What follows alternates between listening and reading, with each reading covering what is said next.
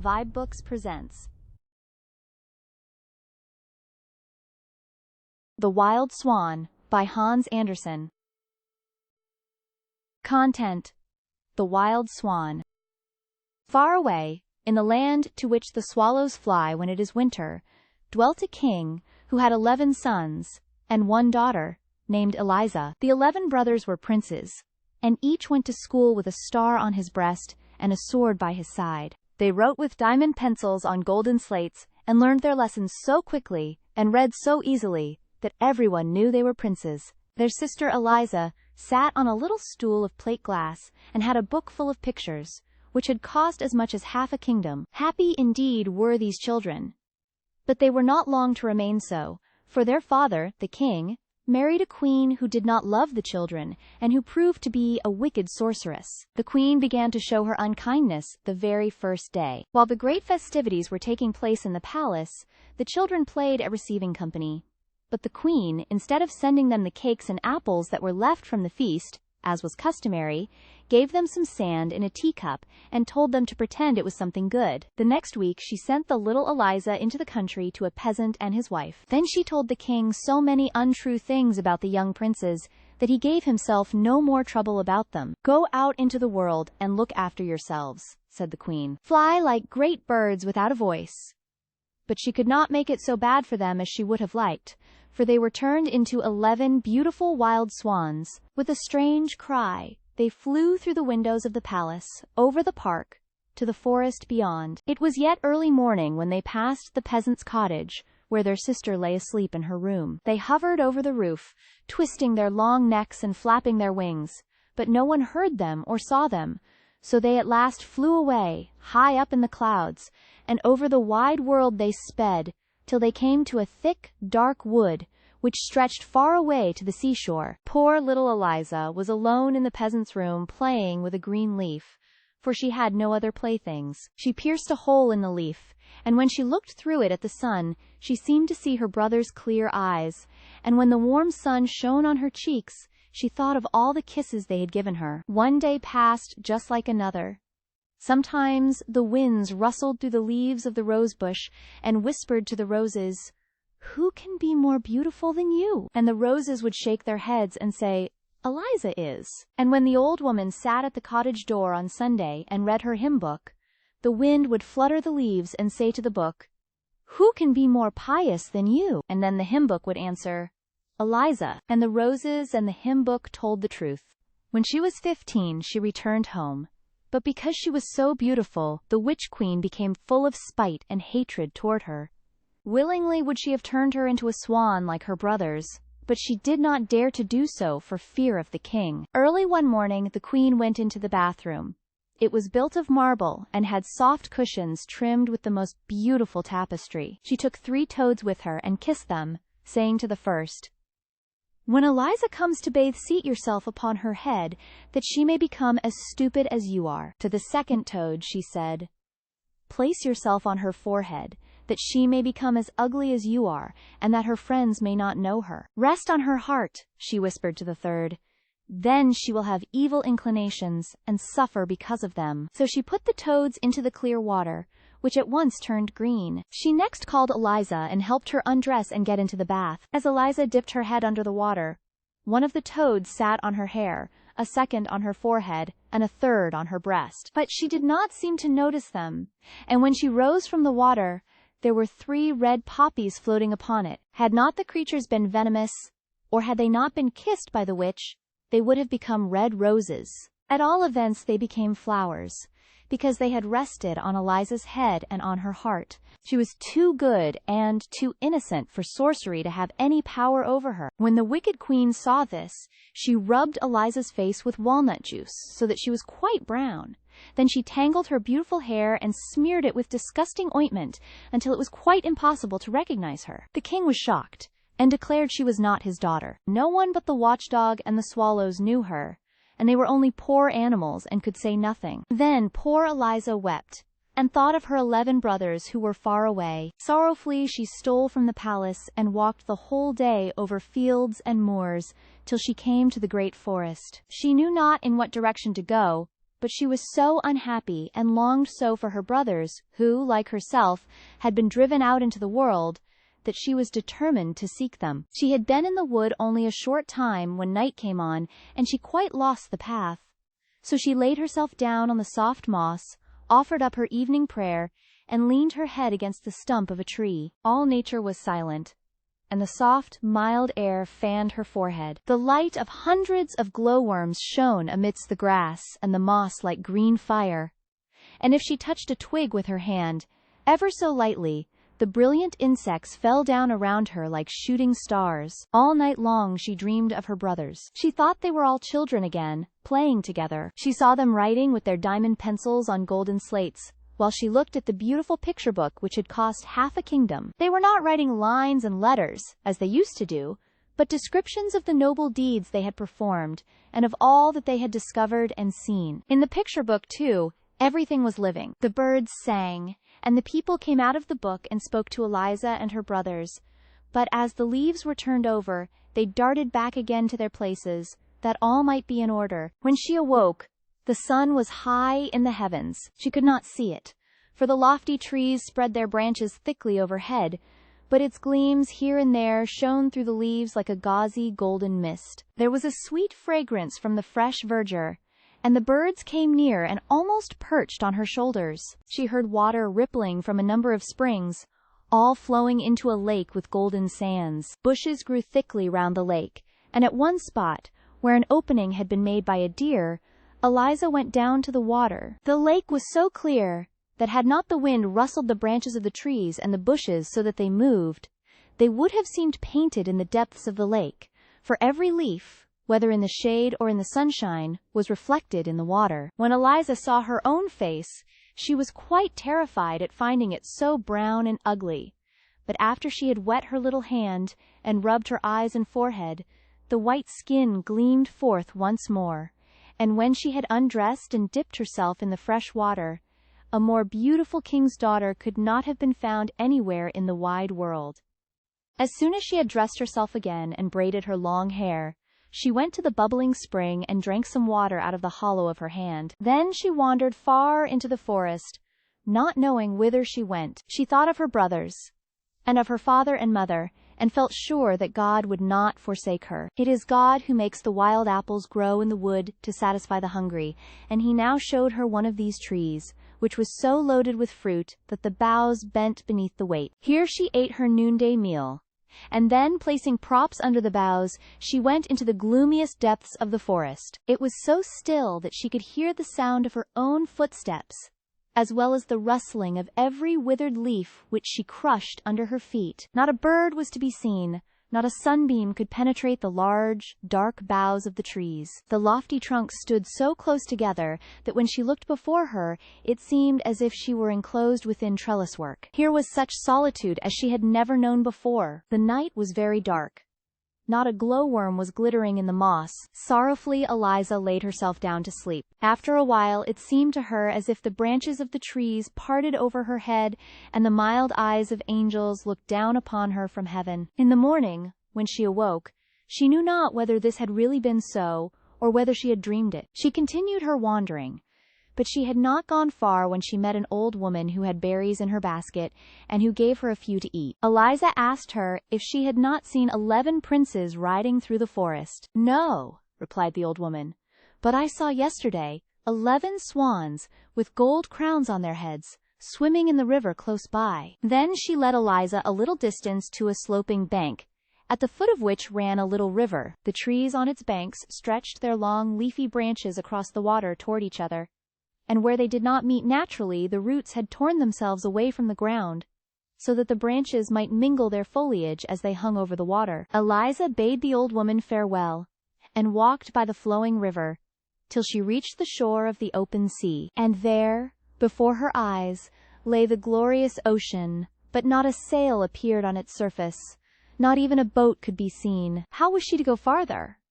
She noticed how the countless pebbles on the shore had been smoothed and rounded by the action of the water. Glass, iron, stones, Everything that lay there mingled together, had been shaped by the same power until they were as smooth as her own delicate hand. The water rolls on without weariness, she said, till all that is hard becomes smooth. So will I be unwearied in my task. Thanks for your lesson, bright rolling waves. My heart tells me you will one day lead me to my dear brothers. On the foam-covered seaweeds lay 11 white swan feathers, which she gathered and carried with her. Drops of water lay upon them. Whether they were dewdrops or tears no one could say. It was lonely on the seashore, but she did not know it. For the ever-moving sea showed more changes in a few hours than the most varying lake could produce in a whole year. When a black, heavy cloud arose, it was as if the sea said, "I can look dark and angry too." And then the wind blew, and the waves turned to white foam as they rolled. When the wind slept, and the clouds glowed with the red sunset, the sea looked like a rose leaf. Sometimes it became green, and sometimes white. But, however quietly it lay, the waves were always restless on the shore, and rose and fell like the breast of a sleeping child. When the sun was about to set, Eliza saw 11 white swans, with golden crowns on their heads, flying toward the land, one behind the other, like a long white ribbon. She went down the slope from the shore, and hid herself behind the bushes. The swans alighted quite close to her, flapping their great white wings. As soon as the sun had disappeared under the water, the feathers of the swans fell off, and 11 beautiful princes, Eliza's brothers, stood near her. She uttered a loud cry, for, although they were very much changed, she knew them immediately. She sprang into their arms and called them each by name. Very happy the princes were to see their little sister again. They knew her, although she had grown so tall and beautiful. They laughed and wept, and told each other how cruelly they had been treated by their stepmother. "We brothers," said the eldest, "fly about as wild swans while the sun is in the sky. But as soon as it sinks behind the hills we recover our human shape. Therefore we must always be near a resting place before sunset, for if we were flying toward the clouds when we recovered our human form, we should sink deep into the sea. We do not dwell here, but in a land just as fair that lies far across the ocean. The way is long, and there is no island upon which we can pass the night. Nothing but a little rock rising out of the sea, upon which, even crowded together, we can scarcely stand with safety.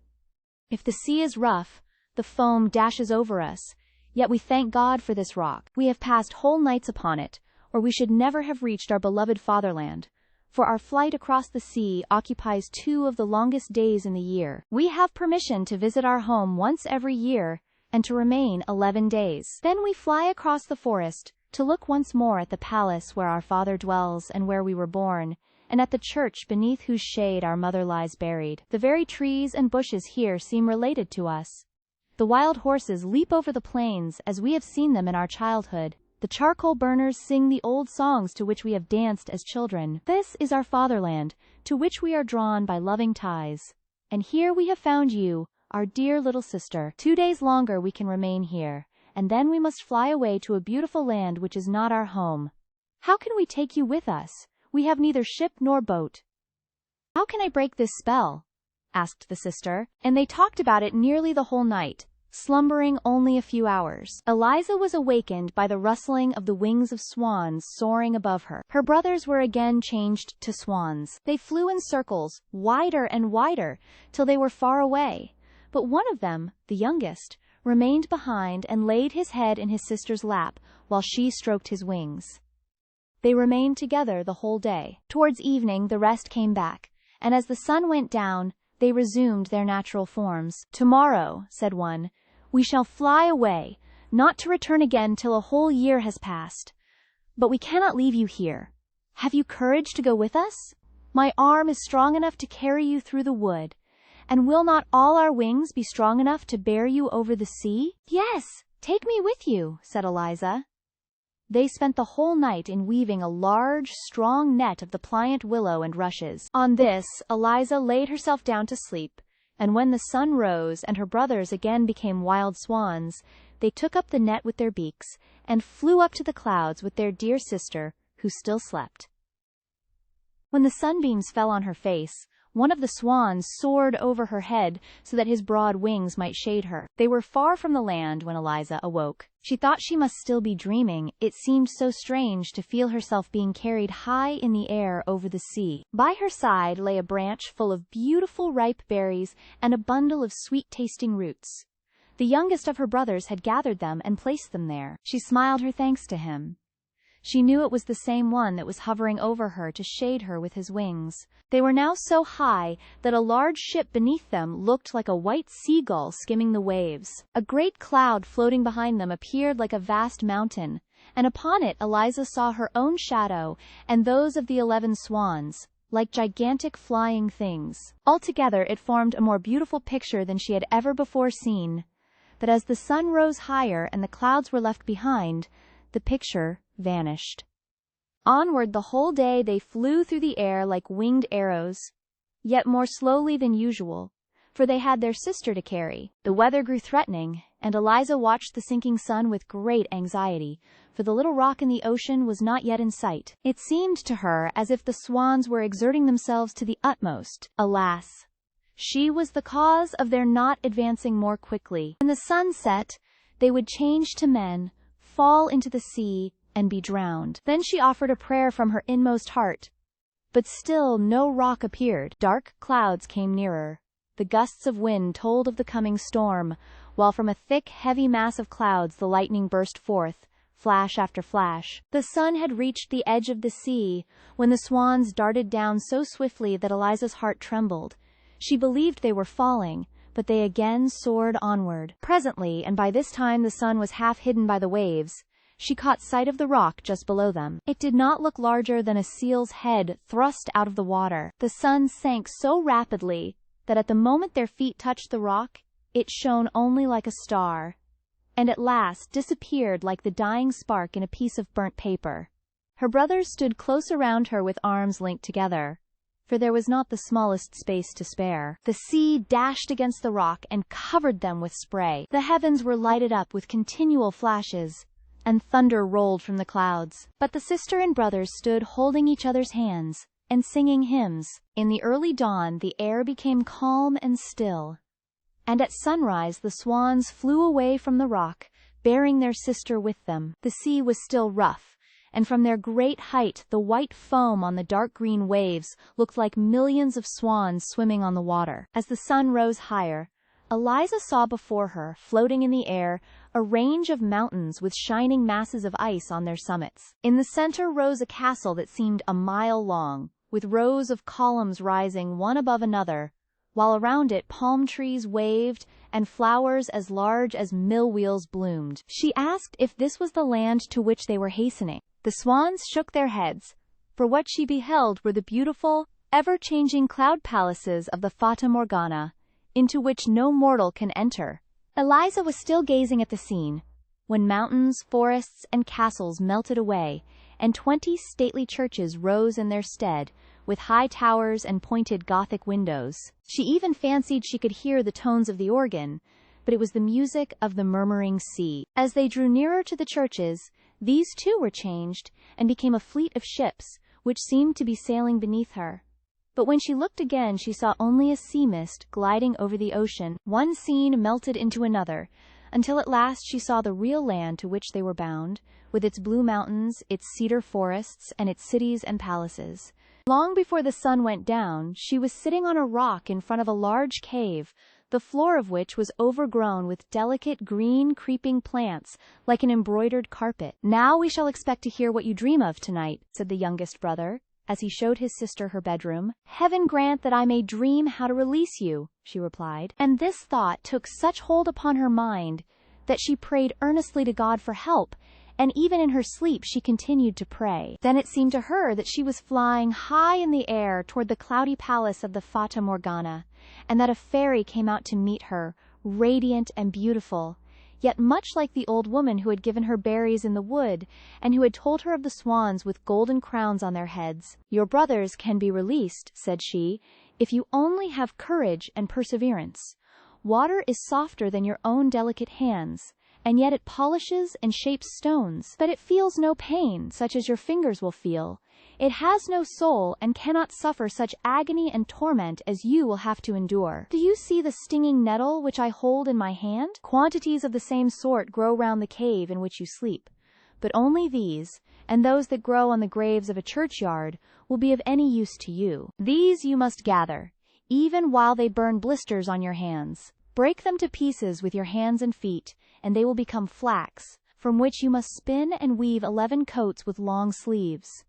If these are then thrown over the 11 swans, the spell will be broken. But remember well, that from the moment you commence your task until it is finished, even though it occupy years of your life, you must not speak. The first word you utter will pierce the hearts of your brothers like a deadly dagger.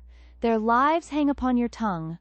Remember all that I have told you. And as she finished speaking, she touched Eliza's hand lightly with the nettle, and a pain as of burning fire awoke her. It was broad daylight, and near her lay a nettle like the one she had seen in her dream. She fell on her knees and offered thanks to God. Then she went forth from the cave to begin work with her delicate hands. She groped in amongst the ugly nettles, which burned great blisters on her hands and arms, but she determined to bear the pain gladly if she could only release her dear brothers.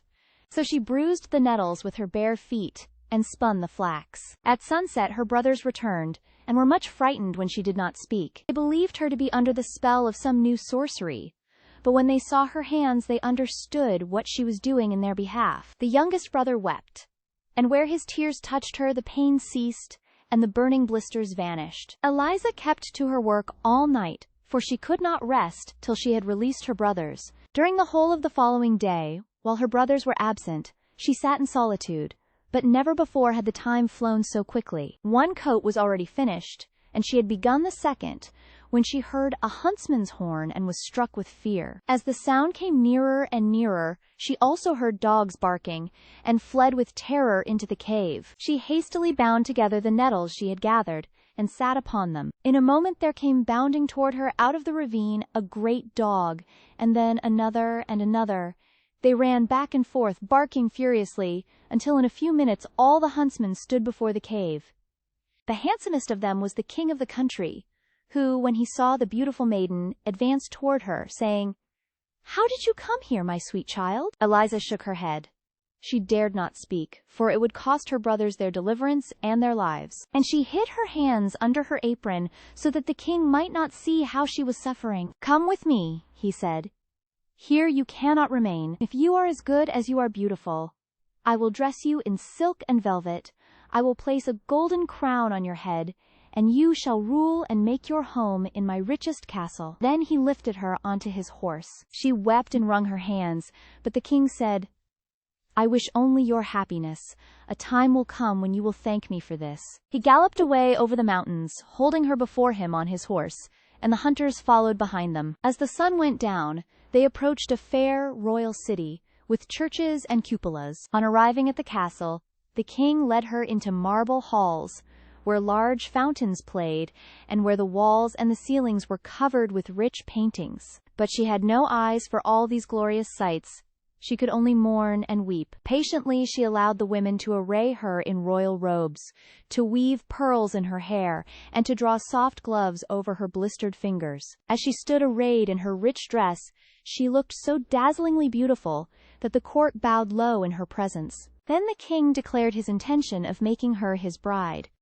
But the archbishop shook his head and whispered that the fair young maiden was only a witch, who had blinded the king's eyes and ensnared his heart. The king would not listen to him, however, and ordered the music to sound, the daintiest dishes to be served, and the loveliest maidens to dance before them. Afterwards he led her through fragrant gardens and lofty halls, but not a smile appeared on her lips or sparkled in her eyes. She looked the very picture of grief. Then the king opened the door of a little chamber in which she was to sleep. It was adorned with rich green tapestry, and resembled the cave in which he had found her. On the floor lay the bundle of flax which she had spun from the nettles, and under the ceiling hung the coat she had made. These things had been brought away from the cave as curiosities by one of the huntsmen. "Here you can dream yourself back again in the old home in the cave," said the king. "Here is the work with which you employed yourself. It will amuse you now, in the midst of all this splendor, to think of that time." When Eliza saw all these things which lay so near her heart, a smile played around her mouth, and the crimson blood rushed to her cheeks. The thought of her brothers and their release made her so joyful that she kissed the king's hand. Then he pressed her to his heart. Very soon the joyous church bells announced the marriage feast. The beautiful dumb girl of the woods was to be made queen of the country. A single word would cost her brothers their lives, but she loved the kind, handsome king, who did everything to make her happy, more and more each day. She loved him with her whole heart, and her eyes beamed with the love she dared not speak. Oh, if she could only confide in him and tell him of her grief. But dumb she must remain till her task was finished. Therefore at night she crept away into her little chamber, which had been decked out to look like the cave, and quickly wove one coat after another. But when she began the seventh, she found she had no more flax. She knew that the nettles she wanted to use grew in the churchyard, and that she must pluck them herself. How should she get out there? Oh, what is the pain in my fingers to the torment which my heart endures, thought she. I must venture. I shall not be denied help from heaven. Then with a trembling heart, as if she were about to perform a wicked deed, Eliza crept into the garden in the broad moonlight, and passed through the narrow walks and the deserted streets, till she reached the churchyard.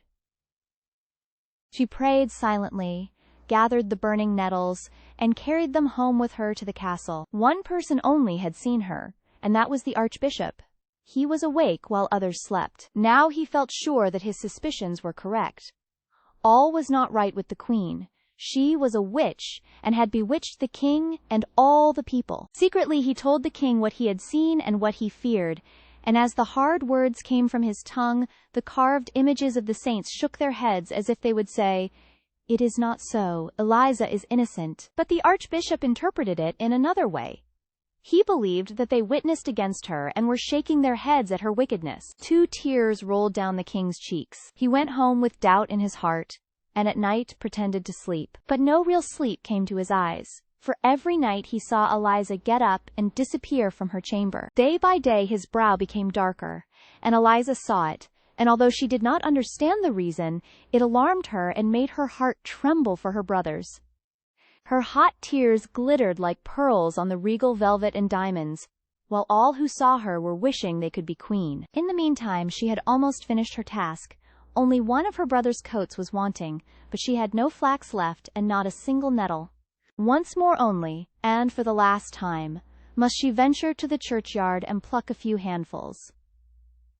She went, and the king and the archbishop followed her. The king turned away his head and said, "The people must condemn her." Quickly she was condemned to suffer death by fire. Away from the gorgeous regal halls she was led to a dark, dreary cell, where the wind whistled through the iron bars. Instead of the velvet and silk dresses, they gave her the 10 coats which she had woven to cover her, and the bundle of nettles for a pillow. But they could have given her nothing that would have pleased her more. She continued her task with joy and prayed for help, while the street boys sang jeering songs about her, and not a soul comforted her with a kind word. Toward evening she heard at the grating the flutter of a swan's wing. It was her youngest brother. He had found his sister, and she sobbed for joy, although she knew that probably this was the last night she had to live. Still, she had hope, for her task was almost finished, and her brothers were come. Then the archbishop arrived, to be with her during her last hours as he had promised the king. She shook her head and begged him, by looks and gestures, not to stay. For in this night she knew she must finish her task, otherwise all her pain and tears and sleepless nights would have been suffered in vain. The archbishop withdrew, uttering bitter words against her, but she knew that she was innocent and diligently continued her work. Little mice ran about the floor, dragging the nettles to her feet, to help as much as they could, and a thrush, sitting outside the grating of the window, sang to her the whole night long as sweetly as possible to keep up her spirits. It was still twilight, and at least an hour before sunrise, when the 11 brothers stood at the castle gate and demanded to be brought before the king. They were told it could not be.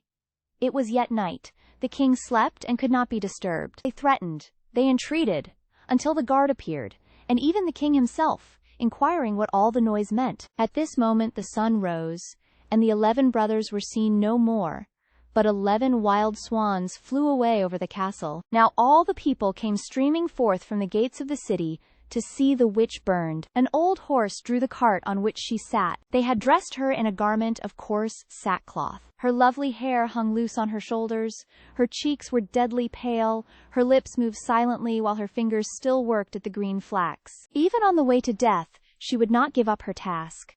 The 10 finished coats lay at her feet. She was working hard at the 11th, while the mob jeered her and said, "See the witch, how she mutters! She has no hymn book in her hand. She sits there with her ugly sorcery. Let us tear it into 1,000 pieces." They pressed toward her, and doubtless would have destroyed the coats had not, at that moment, 11 wild swans flown over her and alighted on the cart. They flapped their large wings, and the crowd drew back in alarm. "It is a sign from heaven that she is innocent," whispered many of them. But they did not venture to say it aloud. As the executioner seized her by the hand to lift her out of the cart, she hastily threw the 11 coats over the 11 swans, and they immediately became 11 handsome princes. But the youngest had a swan's wing instead of an arm, for she had not been able to finish the last sleeve of the coat. "Now I may speak," she exclaimed. "I am innocent." Then the people, who saw what had happened, bowed to her as before a saint, but she sank unconscious in her brother's arms, overcome with suspense, anguish, and pain. "Yes, she is innocent," said the eldest brother, and related all that had taken place. While he spoke, there rose in the air a fragrance as from millions of roses. Every piece of faggot in the pile made to burn her had taken root and threw out branches until the whole appeared like a thick hedge, large and high, covered with roses, while above all bloomed a white, shining flower that glittered like a star. This flower the king plucked, and when he placed it in Eliza's bosom, she awoke from her swoon with peace and happiness in her heart. Then all the church bells rang of themselves, and the birds came in great flocks, and a marriage procession, such as no king had ever before seen, returned to the castle. Thank you for tuning in to vibeBooks. We hope you enjoyed this journey. Please consider liking, commenting, and subscribing to our channel. Check out our playlist, or explore vibeBooks for more classic stories. Until next time, happy listening,